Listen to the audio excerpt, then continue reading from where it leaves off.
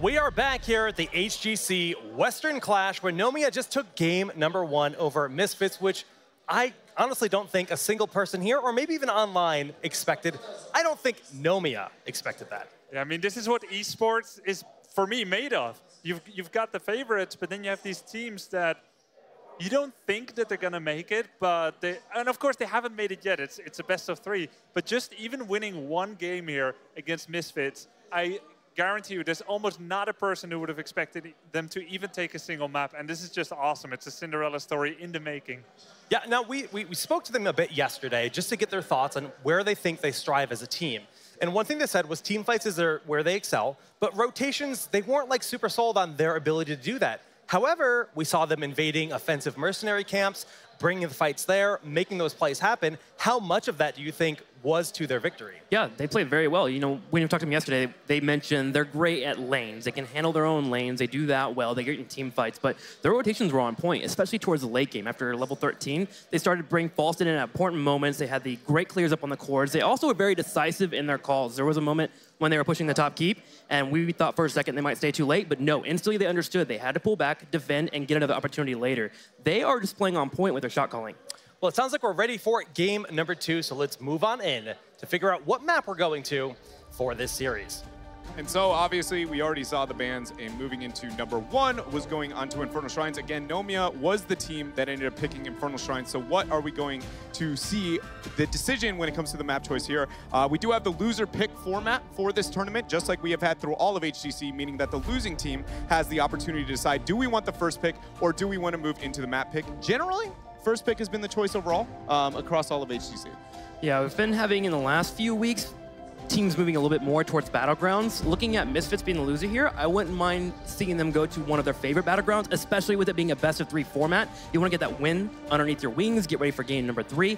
And their best Battleground, by far, and the one they choose often, is Sky Temple. So the question is, will we go into Sky Temple? Again, we mentioned the other Battlegrounds they are great at, Towers of Doom, Dragonshire, Infernal Shrines, but wouldn't mind to see some Sky Temple action, especially with False and such. Yeah, I think I would like to see them even pull away from their preferences, move to a macro-heavy map. And I don't know if I view Sky as that map exactly. Maybe more of like a Curse or a Tomb, I think would be a really big one because, again, we know that that is going to be the weakness of Nomia. And now that they've seen their threat in teamfights, I'm worried about the macro game. Misfits agrees with you because we are going to Cursed Hollow for game 2 in this series. Cool thing about, actually, I was walking next to Nomia earlier today, this morning, and Cursed Hollow was actually one of the maps that I heard them talking about. They were discussing, all right, when we face, I don't want to give away too much, but when we face Misfits, let's watch out for this hero and this hero on Cursed Hollow. So there is actual study here, which is cool because in the pregame interview yesterday, Nomia said that they haven't done a lot of extensive study,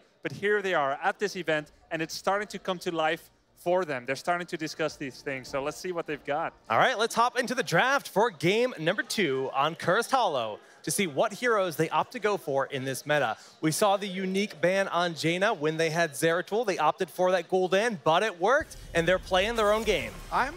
There's the instant Zeratul ban. Yeah, Fat 94, not today. We saw it last round, and that was a little bit too much. And it's a pretty big ban, too. Fat 94 has mentioned that's the hero that he is most comfortable on. That's the hero that he can set up a lot of flanks for. And honestly, if you watch that replay from last game, he put a lot of pressure on the back line of the Misfits. So Misfits now responding, getting rid of Zeratul. Nomia will respond back with the Tassadar ban, and Malfurion the first pick here for Misfits. So 2 of the picks for Nomia have already been removed by Misfits. They identified the entangling routes, the Twilight Dream, the Void Prison as big issues, as kind of rule breakers. It's difficult to use abilities when you're silenced or Void Prison. So they want to remove those elements here from Nomia. And let's see if Nomia has deeper pockets to draw from in their strategies. I really do like the Falstad pickup for Nomia this high up. I think removing the ability to have superior macro, or at least being able to match their opponents is going to be very important here for taking on Misfits on Curse. So not only is it going to complement their strengths, Arcana obviously kind of put on a clinic in the last game,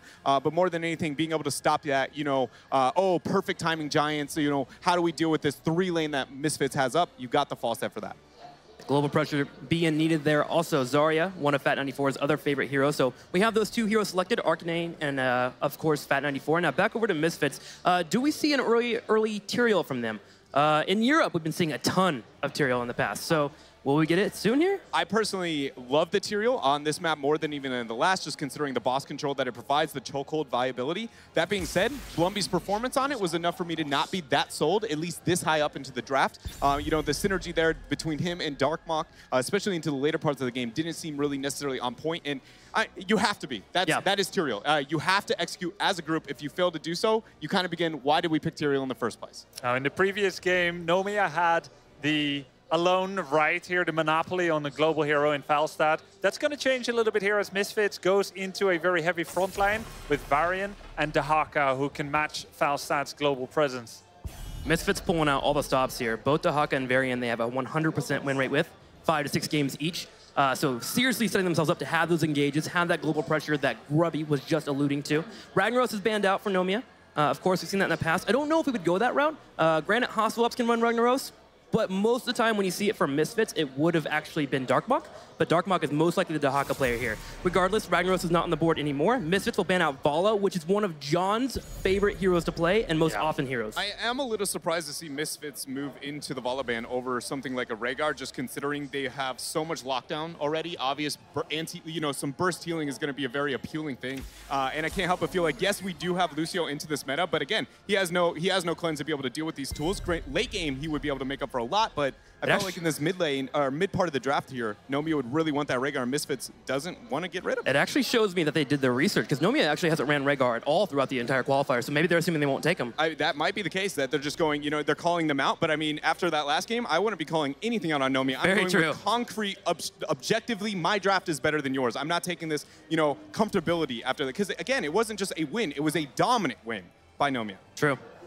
Well, now we're looking at Misfits for their last 2 picks of the draft. They do have some comfort picks still available here.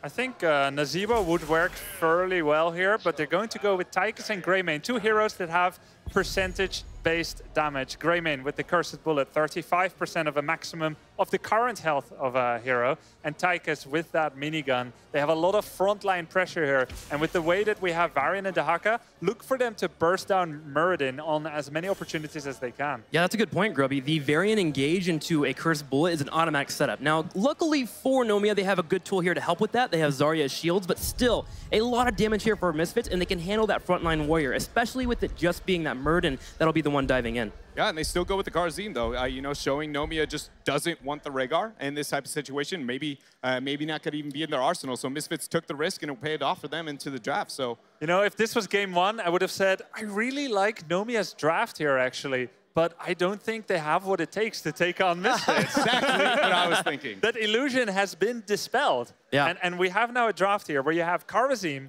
with a level 4 talent, Earth Ally, that removes auto attack damage, 50% of it, against a hero like Tychus, Greymane, Varian. Really liking it here. Muradin under pressure, but he's got a really high health pool, and then he's got Zarya to deal with it. If everything goes wrong, you can gust the team away. Really like what Nomia has here.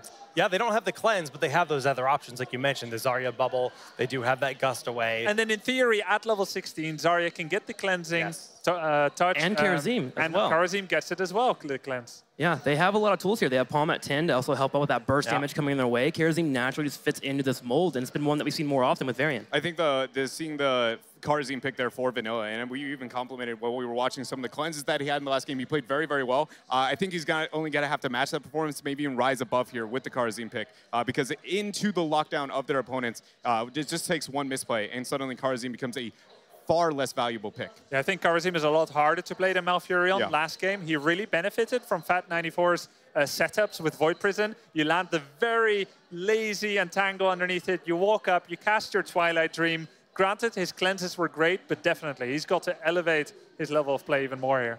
All right, guys, we're going to throw it to Kaldor and Tetra for game number 2 between Misfits and Nomia. Ladies and gentlemen, we're back to game number 2, Curse Solo, and this is going to be interesting. Nomia with the lead against Misfits, and to the left side we have the German-Bulgarian team. And playing for them, we have the Tigers being played by Hasuobs, Dahaka by Nurok. We have Blumby playing the Varian, and chilling in the top lane, it's Darkmok on Greymane and Splendor on Malfurion. And to the right side of the map with a surprise victory on the first map and the potential to actually send Misfits into the loser brackets is Robert Doba on Muradin. Once again on the front line here. Arcana, after the last map, is playing false side again, trying to go for these isolation kills with Fat94 instead of the Zeratul. This time playing the Zarya Vanilla on the Karazim support. And last but not least, on Liming, it's John. And John, like, gonna be honest, it's quite an anticlimactic name when you're introducing all these cool players. It's like Robert Doba, Arcana, there's John. He's going to ruin your day. The last name could be Snow, you don't know. It could be, and that would explain how badass he was last game. So for now, Fat just building up that energy on that Zarya. He's taken Demolition's Expert. He's going to be a menace in the late game. Varian, however, starting with Overpower, the parry talent, and Malfurion with Moonburn, gonna get some wave clear. Yeah, and just like talking about a little bit about the situation here, I mean, just think for a moment what happens if all of a sudden Misfits just drop into the loser bracket. I mean, of course, there was a lot of talk before the tournament started. People were looking at the brackets, were thinking about where the teams would meet up. And kind of everyone that looked at this opening match here thought that Misfits would at least be able to win the series. But if Nomia takes one more map, then all of a sudden all bets are off and this tournament is off to an incredible start. And right now we are seeing the Australian team pushing heavily at that bot lane. Yeah, they are going very aggressively onto this. Karazim has actually been dragged twice, but has been able to dash out, heal up his team, and escape here. Also, just an interesting talent that I forgot to mention during the first run through, Viciousness is coming in for the Grey main, which is not the usual of the two that we sometimes see. Yeah, I mean, Viciousness in this case is something that Darkmog really likes to play with. It's also interesting to actually see that we're having Darkmog on the Grey main right now. This is a very flexible team.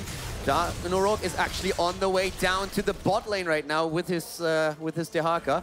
And he has an insane win ratio with his hero in HGC so far. Norok is actually one of the players in the league that has the highest kill participation, and he has an insane amount of average deaths. He sits up at the top with 3 average kills per game, which is crazy. He is insanely good and dangerous on heroes like his Dehaka, and that is something that the team really needs now.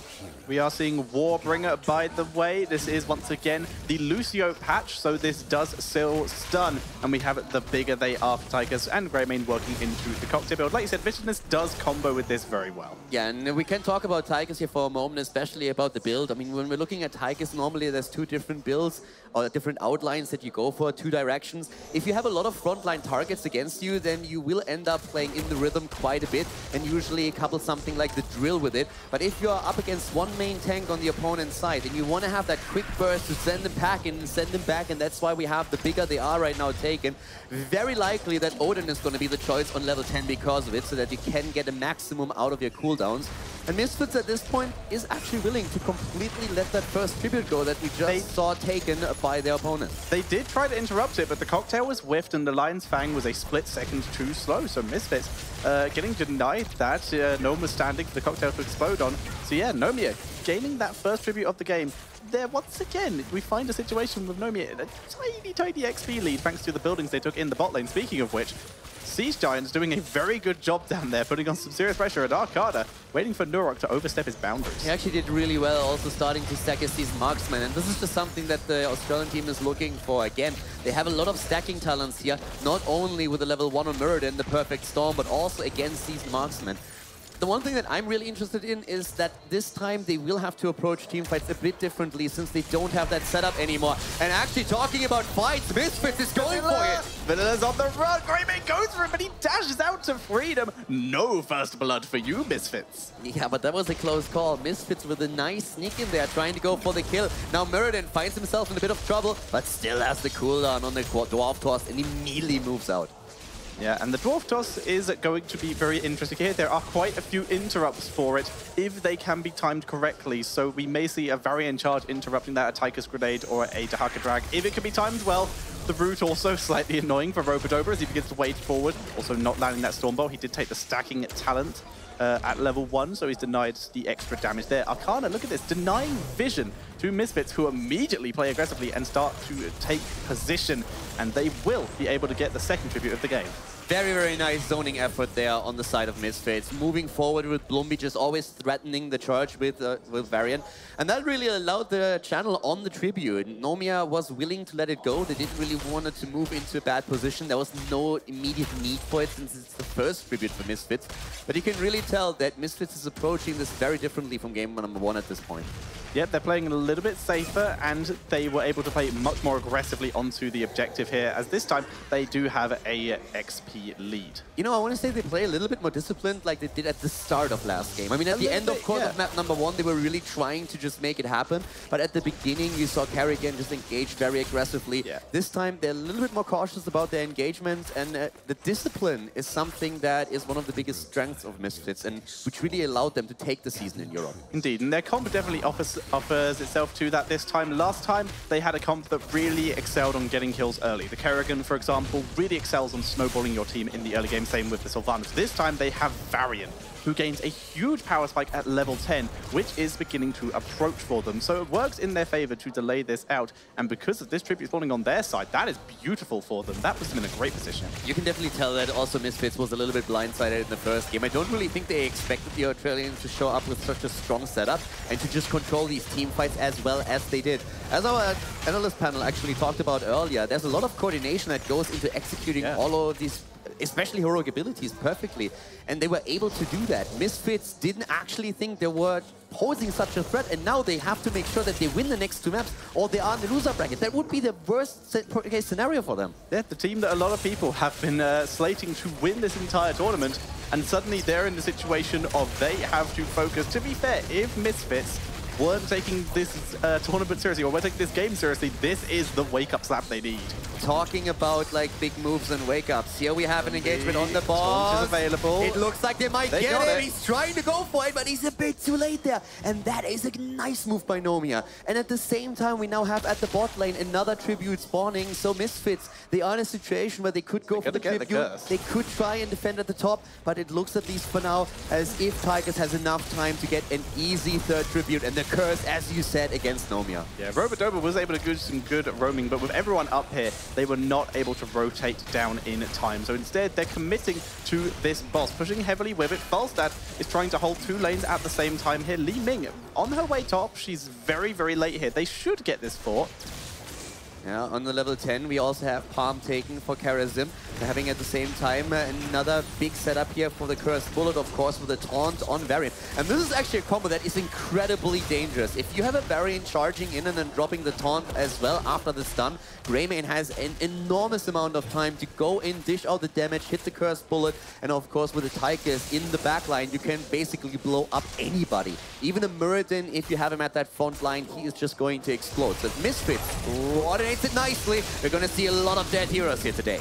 The taunt was used on Robodoba, as was the Palm. That was very early indeed. That charge following Arcana in, they begin to turn around and do some damage, but no one getting taken out there. A lot of abilities, though, used in a bit of nervousness, I feel. No Cursed Bullet, on the other hand. You were talking about that palm that we saw from Karazim, and once that was applied, you could see that they were not really willing to engage anymore. So they just, like, stepped back for a moment, but now we are talking about soon another tribute spawning. And that first curse did actually not do a whole lot for Misfits. Yeah, the Twilight Dream, though, will. No, it won't actually. They're getting turned off very quickly here. Darkbolt being forced to retreat. Bloodby super out of position. He's going to get taken down. And Vanilla, he's chasing down Darkbolt. Karazim versus Greymane. We have him trying to catch up. Needs the vision. Not able to get it. He's also very low on mana. Wouldn't have been able to do too much else there. Splendor goes down. That's a triple. Nomia with 3 kills against Misfits. And they immediately move forward to attack the boss now at that bot lane. They are really calling the shots in the game here so far, and they have an entire level lead over the European team. I thought that Twilight Dream was going to turn that fight, but no, he just got his team just got absolutely destroyed thanks to the positioning of Nomia. Really nice play by them. They're able to grab the second boss of the game, and they've already taken down the fort in this lane, so that's going straight to the tier 2 towers. And guys, this is Misfits playing with a really, like a comfortable setup for themselves here. We have them in Europe with a variant win ratio of 5-0. Tigers with a 4-0. Here, their Dehaka is on 6-0. They really picked heroes that they're comfortable with, that they are strong with. And Nomia, they just simply don't care. They have the talent advantage and they go through the bot lane with that boss towards the key. They are wading through this. The expulsion zone is dropped and Blumby is zoned out, but he's able to force his way through thanks to that parry.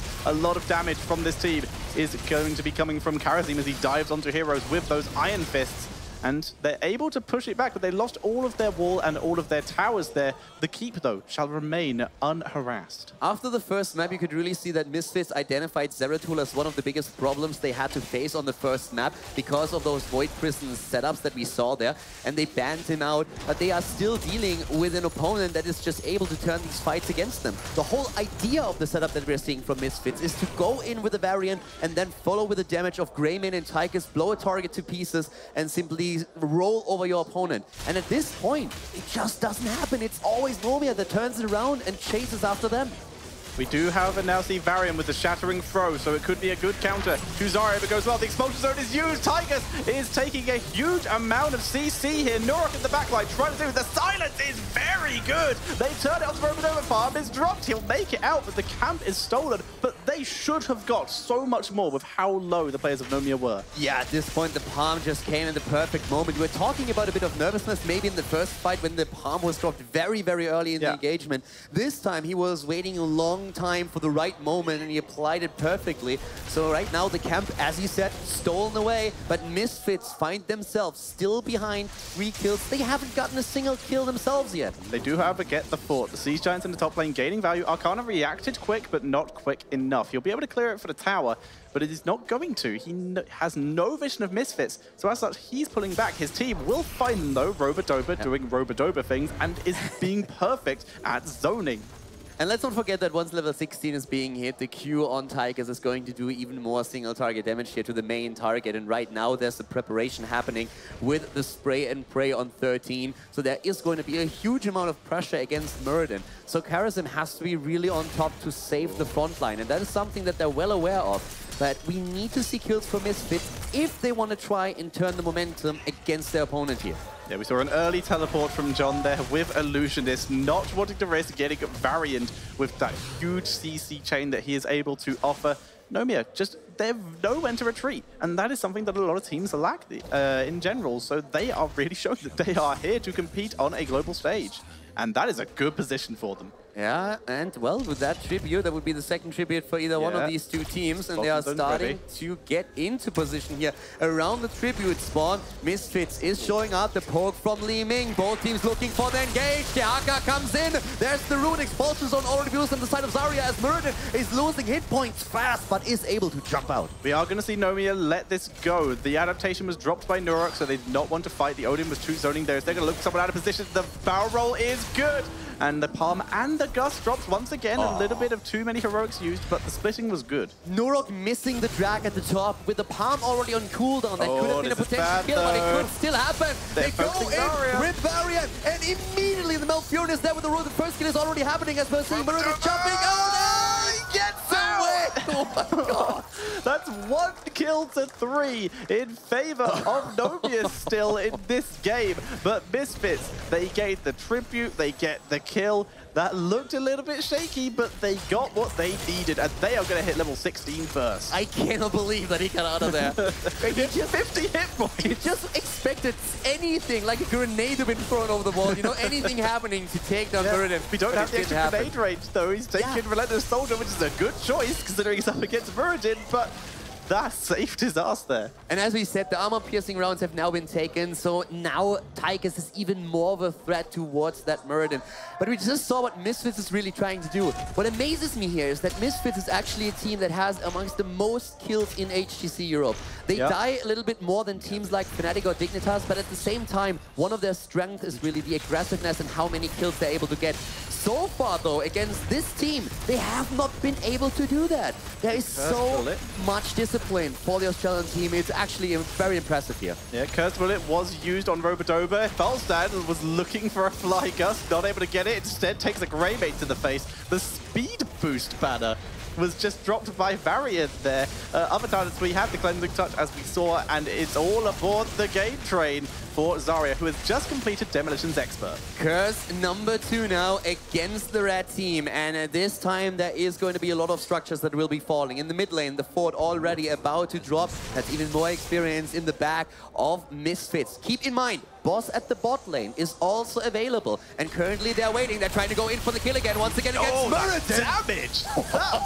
But Robert's over, he's still going. The cleanse was used on Hasu, keeping him alive there. Both teams trading back and forth 20 seconds before the next Cursed Bullet can be used. Robert over, though, will run out of Avatar before that, so they're going to be able to try and burst him down. They're looking for it. Nomia wants to find Destiny. The game train catches two. Norok misses the drag. They get taunted. Robert over wants to get pushed out of position, but Vanilla is keeping his team healthy and safe, and Hasu's getting pushed back. Oh, Kana, he thought about the fly, changed his mind, not taking the risk. Cursed Bullet drops a little bit of damage onto Fat. This is actually great for Misfits. We're going to talk about it in a moment as the fly comes in, but not deep enough. They try to go back. He's down the palm.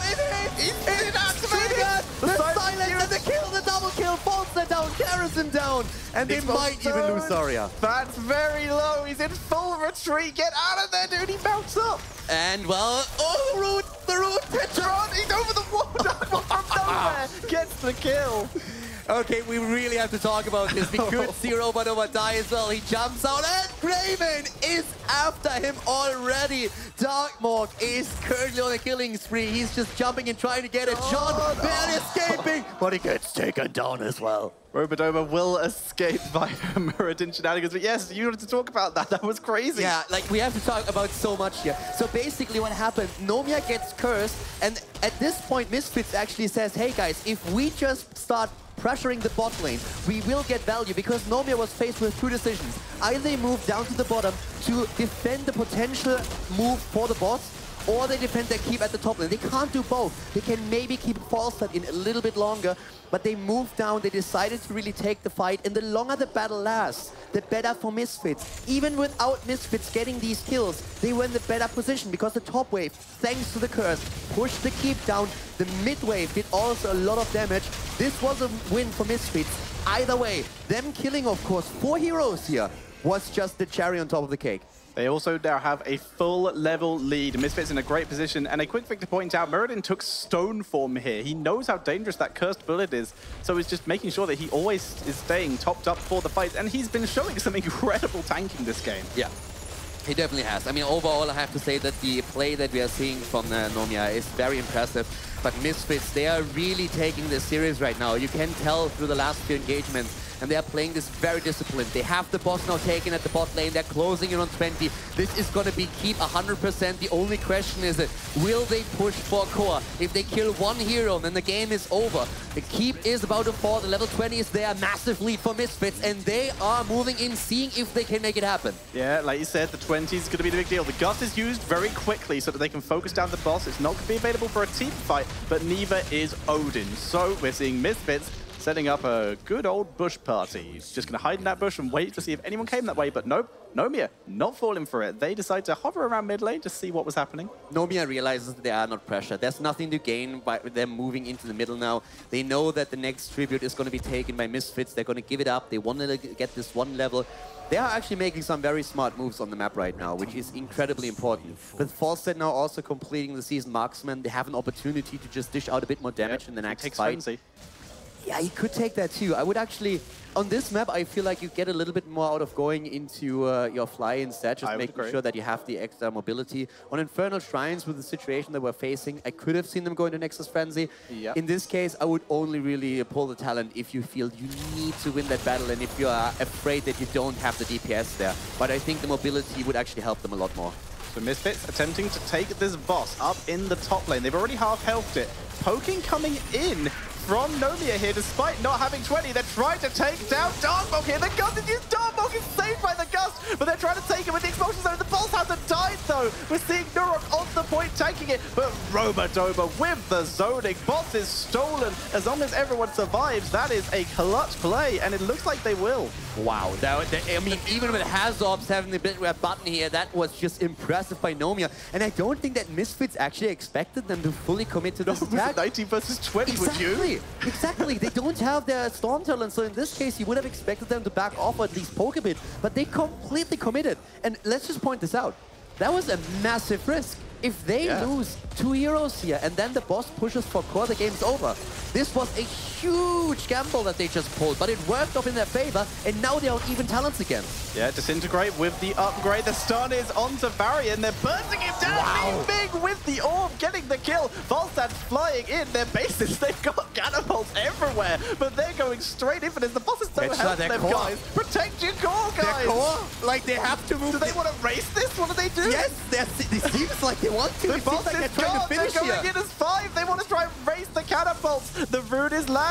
They are all quite healthy. This could work, but they have to play this perfectly. The Storm Duo dropped. Gust is played. The catapults have Vanilla, the shield. Vanilla Palms. He saved himself. Fast and flux to the No other way, side of the no way, court. that's not gonna work. No, no, no, no, no. It's only the Arcana left. Catapults are going to win the game, and that is GG. Wow. Well then.